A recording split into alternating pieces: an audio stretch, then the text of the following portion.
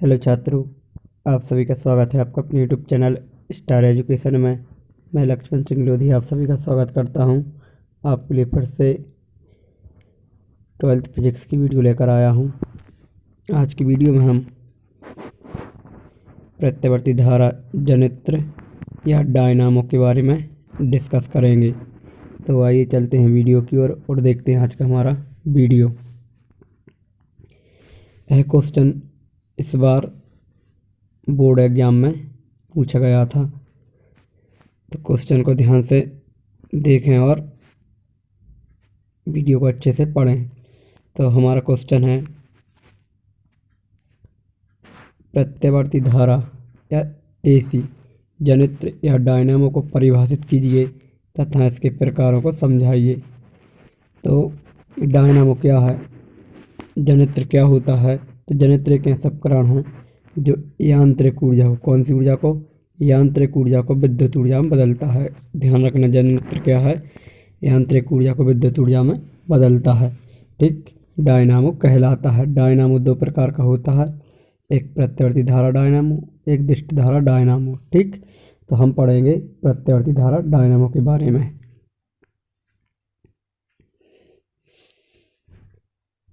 तो हमारा क्वेश्चन बनेगा या हेडिंग बना लेंगे प्रत्यावर्ती धारा डायनामो और इसके मुख्य शीर्षों के बारे में वर्णन करना है। तो सबसे पहले इसकी परिभाषा लिखेंगे। आपको ध्यान रखना है, जो जनित्र है या डायनामो है उसका कार्य क्या होता है? यांत्रिक ऊर्जा को विद्युत ऊर्जा में बदलना। तो हम कौन सा डायनामो पढ़ रहे हैं? प्रत्यावर्ती धारा डायनामो। तो इसी प्रकार की हमें ऊर्जा प्राप्त होगी।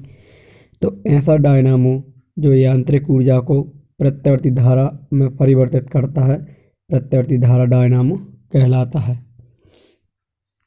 फिर इसके बाद में आता है इसका नामांकित चित्र। तो आपको चित्र दिख रहा है, ये स्थिति नंबर फर्स्ट है चित्र की, ये स्थिति फर्स्ट है। तो इसको आप बना लें। इसमें क्या होता है,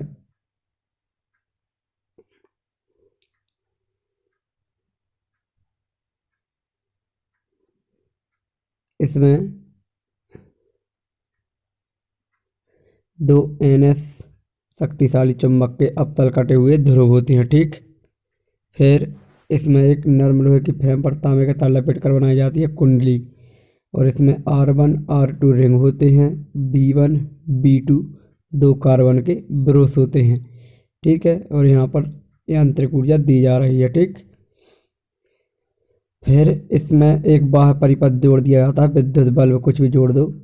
ठीक, अब इसको हम किसी बाह्य उपकरण द्वारा घुमाते हैं, इसमें धारा उत्पन्न होती है। तो किस प्रकार से होता है इसके बारे में हम नीचे देखेंगे। तो स्थिति नंबर फर्स्ट है, फिर इसकी स्थिति नंबर सेकंड आती है। क्वेश्चन सेम वही है, सिर्फ इसकी स्थिति बदल जाएगी, मतलब ये कुंडली घूम जाएगी। तो ये यहाँ ए था वो यहाँ आ गया। ठीक है, और यहाँ पर जो बी था वो यहाँ आ गया, मतलब कुंडली घूम गई। ठीक, और ये वाई लाइन इस साइड थी तो इस साइड आ गई। ठीक, ये R1 R2 रिंग है, ये B1 ये B2 ब्रोस है। ठीक, इसके बाद में अब आते हैं इसकी संरचना। तो संरचना भी इसकी इम्पोर्टेंट है। तो संरचना प्रत्यावर्ती धारा डायनामो मुख्य रूप से चार भाग होते हैं। ठीक, ध्यान रखना। पहला है NS चुंबक, है एक शक्तिशाली चुंबक के अवतल कटे हुए दो ध्रुव होते हैं जो एक समान चुंबकीय क्षेत्र उत्पन्न करते हैं। ठीक, ध्यान रखना, शक्तिशाली चुंबक के होते हैं और एक समान चुंबकीय क्षेत्र उत्पन्न करते हैं, ये आपको ध्यान रखना है। फिर आती है ABCD कुंडली या आर्मेचर बोलते हैं। इसमें ABCD एक कुंडली होती है जो नर्म लोहे की फ्रेम पर तांबे का तार लपेट कर बनाई जाती है। ध्यान रखना, किसका? तांबे का तार लपेट कर बनाई जाती है। ठीक, यह कुंडली चुंबकीय ध्रुवों के मध्य किसी बाह्य स्रोत द्वारा घुमाई जाती है। किसी बाह्य उपकरण द्वारा, स्रोत द्वारा हम इस कुंडली को क्या करेंगे? घुमाएंगे। ठीक, फिर आता है इसके बाद next point, brush B1 B2। इसमें दो कार्बन के ब्रुश होते हैं, तो लिखेंगे इस डायनामो में कार्बन के बने दो ब्रुश B1 B2 होते हैं जो रिंग R1 R2 को स्पर्श करते रहते हैं। आपको एग्जाम में इतना ही लिखना है। अब इसके बाद पैराग्राफ चेंज करके लिखना, डायनामो में जो भाग स्थिर रहता है उसे कहते हैं स्टेटर, अलग से दिया जाता है तो यहीं में बता दिया, ठीक। और डायनामो का जो भाग घूमता है उसे कहते हैं रोटर, ठीक। जो स्थिर रहता है उसे स्टेटर और जो घूमता है उसे रोटर। साधारण डायनामो में कुंडली रोटर व चुंबक स्टेटर का कार्य करती है, यानी कुंडली घूमती है तो रोटर है और चुंबक स्थिर रहते हैं तो क्या है, स्टेटर है। फिर इसके बाद नेक्स्ट पॉइंट आता है रिंग R1 R2। इसमें दो रिंग होती हैं R1 R2 जिन्हें हम बासर बोलते हैं। इस डायनामो में तांबे के बने दो बेलनाकार रिंग R1 R2 होते हैं जो कुंडली के साथ जुड़े होते हैं तथा उसी के साथ घूमते हैं, ठीक। फिर आती है इसकी कार्यविधि। तो कार्यविधि में क्या होता है, जब किसी बाह्य स्रोत से हम क्या करेंगे, यांत्रिक ऊर्जा लेकर इस डायनामो की कुंडली को घुमाएंगे, ठीक। कुंडली को क्या करेंगे, घुमाएंगे, तब इस कुंडली से संबद्ध चुंबकीय फ्लक्स में परिवर्तन होगा। जैसे कुंडली घुमाएंगे उससे संबद्ध चुंबकीय फ्लक्स में क्या होगा, परिवर्तन, जिससे इस कुंडली में प्रेरित विद्युत वाहक बल उत्पन्न होगा। हमने पढ़ा हुआ जैसे चुंबकीय फ्लक्स परिवर्तन होता है विद्युत वाहक बल उत्पन्न होता है, इसे प्रेरित विद्युत वाहक बल कहते हैं। यदि कुंडली का परिपथ बंद है तो उसमें प्रेरित धारा उत्पन्न हो जाती है। यदि कुंडली परिपथ बंद हो तो कुंडली में प्रेरित धारा प्रवाहित होने लगती है, जिसकी दिशा फ्लेमिंग के दाएं हाथ से, ध्यान रखना ये फ्लेमिंग के दाएं हाथ से ज्ञात करते हैं, ठीक। फिर इसके बाद पैराग्राफ चेंज करके लिखेंगे। अब पहले अर्ध चक्र की बात चलेगी। तो इस डायनामो में कुंडली के प्रथम अर्ध चक्र में, जब कुंडली का जब प्रथम अर्ध चक्र रहेगा, ठीक, ये प्रथम अर्ध चक्र है, ठीक।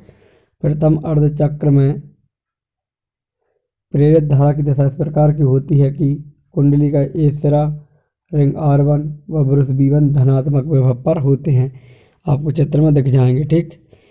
फिर इसके बाद जबकि कुंडली का डी सिरा रिंग R2 ब्रश B2 ऋणात्मक विभव पर, कौन से, ऋणात्मक विभव पर होते हैं, जिससे बाह्य परिपथ में प्रेरित धारा की दिशा B1 से B2 की ओर होती है, ठीक। फिर इसके बाद जब कुंडली 180 डिग्री से कोण से घूम जाएगी, यानी कुंडली पहले ऐसी थी अब ऐसी घूम गई, ये धनात्मक अब ये ऋणात्मक अर्धचक्र, तो 180 डिग्री कोण से घूम गई है, तो क्या लिखेंगे,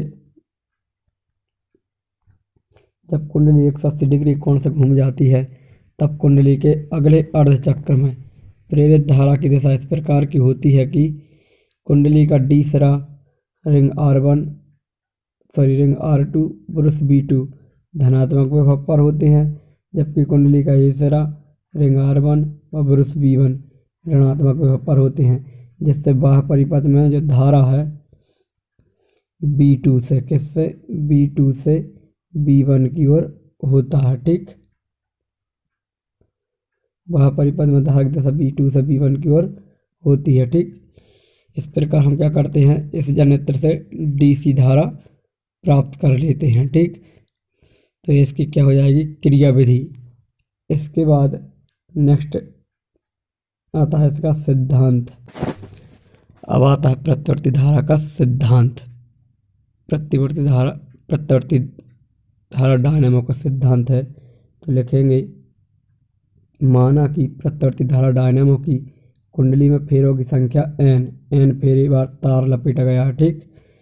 वह कुंडली का क्षेत्रफल a, कुंडली का कोणीय वेग ओमेगा है, तब कुंडली से संबद्ध चुंबकीय फ्लक्स फाई बराबर पढ़ा है हमने BN cos थीटा, थीटा की जगह क्या हमने ओमेगा टी लिखा है, ठीक।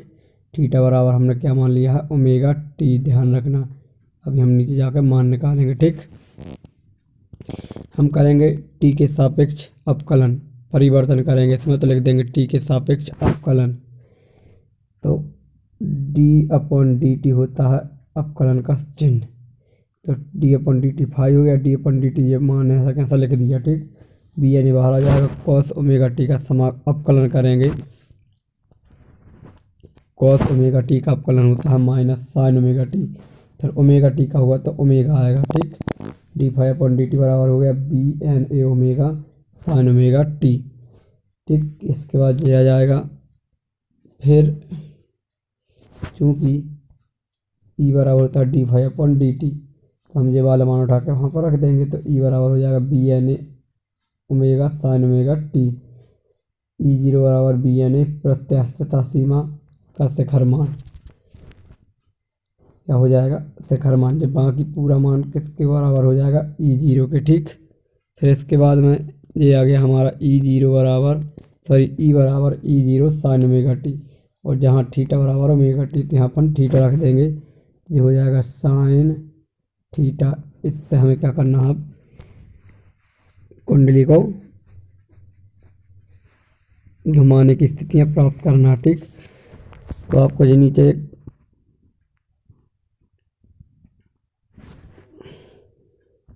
ग्राफ दिख रहा होगा, इसमें हमें बारी बारी से मान रखना है। तो ये आएगा साइन थीटा, इसमें हमें बारी बारी से मान रखना है। पहले 0 रखेंगे, 0 रखेंगे तो हमें 0 मिलेगा। π/2 रखेंगे तो E0 मतलब अधिकतम मान मिलेगा। तो ये अधिकतम मान मिल रहा है, सबसे ऊंचाई वाला मान, ठीक। फिर पाई रखेंगे तो 0 यहाँ आ गई स्थिति। 3π/2 तो नीचे की ओर सबसे अधिकतम मान दिया जाएगा, और 2π फिर 0 यहाँ आ जाएगा, ठीक। इस प्रकार ये ग्राफ क्या आगे बढ़ता जाएगा। तो हमें यहीं तक निकालना है, इतना भी हम निकाल सकते हैं। तो इस प्रकार आपको ये ग्राफ बनाना है, एग्जाम में अधिकतर ये पूछा जाता है, ठीक।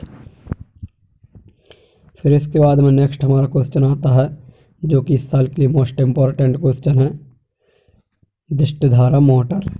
दिष्टधारा मोटर का हमें वर्णन करना है। तो सबसे पहले हेडिंग बनाएंगे दिष्टधारा मोटर, ठीक। यानी ऐसी मोटर जो दिष्टधारा से चलती है, जैसा कि खेल खिलौना वाली मोटर किससे चलती है, दिष्टधारा से, जो सेल या बैटरी से चलती है, ठीक। तो मोटर का काम होता है विद्युत ऊर्जा को यांत्रिक ऊर्जा में बदलना। तो दिष्टधारा मोटर पढ़ रहे हैं हम, तो ऐसी मोटर जो दिष्टधारा को यांत्रिक ऊर्जा में परिवर्तित करती है, दिष्टधारा मोटर कहलाती है। फिर इसके बाद आती है इसकी संरचना। तो इसकी संरचना में क्या लिखेंगे, इसके 4 भाग होते हैं। कितने भाग, 4 भाग, जो हमें अभी ऊपर पढ़ चुके हैं। इसमें अभी कितने भाग होते हैं, मुख्य रूप से 4 भाग होते हैं। तो नंबर 1 हो जाएगा ABCD कुंडली। तो ABCD कुंडली में लिखेंगे दिष्टधारा मोटर में कुंडली नर्म लोहे की फ्रेम पर तांबे का तार लपेटकर बनाई जाती है तथा इस कुंडली में दिष्टधारा प्रवाहित करने पर एक कुंडली पर एक बल आघूर्ण कार्य करता है। क्या कार्य करता है, बल आघूर्ण, जिससे कुंडली घूमने लगती है, ठीक। फिर इसके बाद आता है मोटर का डायग्राम। तो NS चुंबक हैं, ये नर्म लोहे की फ्रेम पर तांबे का तार लपेट कर यानी कुंडली है। ये R1 R2 रिंग है, ये कुंडली के साथ घूमते हैं। ये ब्रश B1 B2 है, और ये सेल या बैटरी E लगी हुई है। ध्यान रखना है यहाँ पॉजिटिव चार्ज बड़े डंडा पर, छोटे डंडा पर नेगेटिव चार्ज, यहाँ पर कुंजी K लगी हुई है, ठीक। इसकी सेकंड स्थिति देखेंगे, धनात्मक अर्ध चक्र है। फिर इसके बाद जब ये घूम जाएगी तो इसका ये चक्र जाएगा, ABCD बदल जाएंगी और रिंग बदल जाएंगे। R1 R2 ये आपस में चेंज हो गए और ABCD चेंज हो गए जी, ठीक। और ये NS चुंबक ही हैं, और यहाँ पर एक सेल या बैटरी लगी है, और ये कुंजी K लगा है, ठीक। चित्र एक ही है, उसकी 2 स्थितियाँ बताई गई हैं। फिर इसके बाद आती है इसकी कार्यविधि। तो कार्यविधि में क्या लिखाएगा कि जब कुंजी K को बंद कर सेल की सहायता से विद्युत धारा में दिष्टधारा मोटर की कुंडली में विद्युत धारा प्रवाहित की जाती है। क्या की जाती है, प्रवाहित की जाती है। तब इसकी कुंडली पर समान परिमाण के 2 बल, किसके परिमाण के, समान परिमाण के 2 बल परस्पर विपरीत दिशा में कार्य करते हैं। जैसे हम इसमें क्या करेंगे, धारा प्रवाहित करेंगे तो 2 बल कार्य करेंगे जो बल युग्म का निर्माण करते हैं, ठीक है। इस बल युग्म का बल आघूर्ण मोटर की कुंडली को घुमाने का प्रयास करता है, जिससे मोटर की कुंडली घूमने लगती है। इस प्रकार दिष्टधारा मोटर विद्युत ऊर्जा को यांत्रिक ऊर्जा में परिवर्तित करती है, ठीक है। दिष्टधारा मोटर लगातार घूमती रहे, रुके ना कभी, इसलिए इसमें कई सेटों का उपयोग किया जाता है। कुंडली व रिंग के कई सेट होते हैं, उनका उपयोग किया जाता है, ठीक। लगातार घूमती रहे इसलिए। फिर इसके बाद आता है इसका सिद्धांत। सिद्धांत भी छोटा सा ही है, तो लिखेंगे सिद्धांत में दिष्टधारा मोटर एक समान चुंबकीय क्षेत्र में रखी धारावाही कुंडली पर कार्य करने वाले बल आघूर्ण के सिद्धांत पर कार्य करती है। ये आप अंडरलाइन कर लेना। यदि मोटर की कुंडली का क्षेत्रफल कैपिटल A, कुंडली में प्रवाहित धारा I, फेरों की संख्या N तथा चुंबकीय क्षेत्र की तीव्रता B है, तब तो टाउ बराबर क्या हो जाएगा, बिना साइन थीटा। ये फॉर्मूला आप याद रखना, ठीक है, इन सबके समानुपाती रहता है। इसके उपयोग में आते हैं। उपयोग नंबर फर्स्ट, आधुनिक विद्युत उपकरणों में और खिलौनों वाली कारों आदि में इसका उपयोग किया जाता है, ठीक। इसके बाद आता है प्रत्यावर्ती धारा डायनामो व विद्युत धारा मोटर में अंतर। तो पहला अंतर है, यांत्रिक ऊर्जा को विद्युत ऊर्जा में बदलती है, यह विद्युत ऊर्जा को यांत्रिक ऊर्जा में बदलती है। इसमें फ्लेमिंग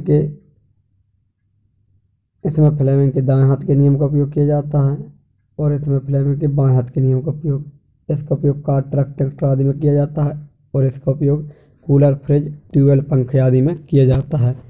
फिर इसके बाद में डायनामो विद्युत चुम्बकीय प्रेरण के सिद्धांत पर कार्य करता है और मोटर एक समान चुंबकीय क्षेत्र में रखे धारावाही चालक तार पर कार्य करने वाले बलाघूर्ण के सिद्धांत पर कार्य करता है। धारावाही कुंडली पर जो कार्य करेगा उसी के सिद्धांत पर कार्य करती है, ठीक है, दृष्टि धारा मोटर। इसके बाद नेक्स्ट आता है डायनामो। मुख्य रूप से दो प्रकार के होते हैं, AC डायनामो, DC डायनामो। और दृष्टि धारा मोटर कई प्रकार की होती हैं, AC मोटर, DC मोटर और प्रेरण मोटर, ठीक। इसके बाद में हमारा चैप्टर कंप्लीट होता है। फिर आते हैं महत्वपूर्ण प्रश्न। तो आपको महत्वपूर्ण प्रश्न दिख रहे हैं। ट्रांसफार्मर को निम्न बिंदुओं पर समझाइए। इसी साल एग्जाम में पूछा गया था और 2019 में आया था, ठीक। ट्रांसफार्मर में ऊर्जा हानि तथा कम करने को उपाय, दृष्टि धारा मोटर का वर्णन, प्रत्यावर्ती धारा डायनामो का वर्णन, उच्चाई अपचाई ट्रांसफार्मर में अंतर और ट्रांसफार्मर के उपयोग लिखिए। डायनामो मोटर के अंतर लिखिए, ठीक। तो इस वीडियो के साथ ही हमारा चैप्टर कंप्लीट होता है, यानी हमारी यूनिट 4 कंप्लीट हो गई हैं। आज की वीडियो में इतना ही। इसके बाद नेक्स्ट वीडियो में हम नेक्स्ट यूनिट के बारे में डिस्कस करेंगे। तब तक के लिए जय हिंद, जय भारत।